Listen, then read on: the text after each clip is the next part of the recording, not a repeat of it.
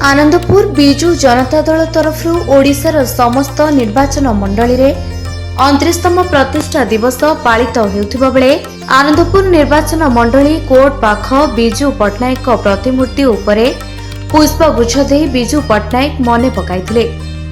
परे आनंदपुर निर्वाचन मंडलीर विधायक अभिमन्यु सेठी नेतृत्व में हजार हजार बिजु अनुगत्य बिजु प्रेमी बिजु पट्टनायक को भल पाउथिबा व्यक्तित्व एही कार्यक्रम रे जोग देइथिले।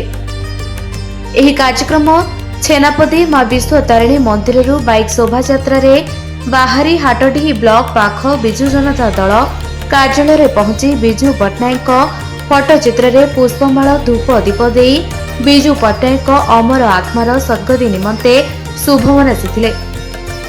एही कार्यक्रम रे विधायक अभिमन्यु सेठी बीजेपी को टार्गेट करी रंगमरा सरकार आक्षेप सह बीजेपी रे वास्तव हीन नेता और कर्मी को बीजेपी दल रे शामिल कराइबा मत प्रकाश करथिले। एही कार्यक्रम रे बिजु जनता दल रा पूर्वतन विधायक मायाधर जेना, जिला मीडिया कोऑर्डिनेटर अमरेंद्र धळ, जिला परिषद अध्यक्ष सोमनाथ दास, हाटडीही ब्लॉक अध्यक्ष सावित्री सेठी, उपाध्यक्ष रतिकांत राउत, जिला परिषद विमाधर विश्वाल, कौशल्या सेठी समेत बहु युवा नेता कर्मी जोग देथिबा बेले वरिष्ठ बिजु प्रेमी मार्कंड चरण ओझा, कांफल नायक, सुरेंद्र जेना, गोपाल जेना, विश्वनाथ नायक, विक्रम विश्वाल बहु मानगण्य बिजु जनता दलर नेता जोग देथिले। शेषरे धन्यवाद अर्पण करी सभा कार्यक्रम भंग करथिले। आज हूँ 29तम प्रतिष्ठा दिवस बिजु बाबू नाम दल गठन कराइला।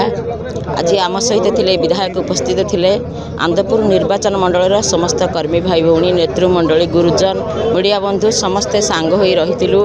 बिजु बाबू अंतर समस्ते भल पाउथिले। नवीन बाबू नीति आदर्श एबे पर्यंत सबू लोक ग्रहण करुछंती, समस्ते भल पाउछंती। आमर कहिबार कथा, नवीन बाबू जन्मरु मृत्यु पर्यंत योजना करि चली। वर्तमान सरकार जो आसीचंती से सब शिशुर कथा कहतु, से श्रमिकर कथा कहतु, चाषीर कथा कहतु, महिला मानकर कथा कहतु, समस्त को शोषण करा जाउछि। उद्घाटन है पर्व आमर विधायक एवं मो सहित आमर समस्त सरपंच सभ्य एवं प्रतिनिधि माने एठी मोर जड़े भौणी आनंदपुर पौराध्यक्ष चेयरमैन महोदय सी भी अच्छा आउ अन्य माने समस्त निर्वाचन मंडल समस्त जनसाधारण को आज पवित्र दिन में अनेक अनेक शुभेच्छा और शुभकामना। आनंदपुर निर्वाचन मंडली जमीती बीजेडी सब जीति आसी आगामी दिन आम निहाती जितबू। आपण मानकर भरोसा आपण मानकर विश्वास आम सहित अच्छु आम जाचु।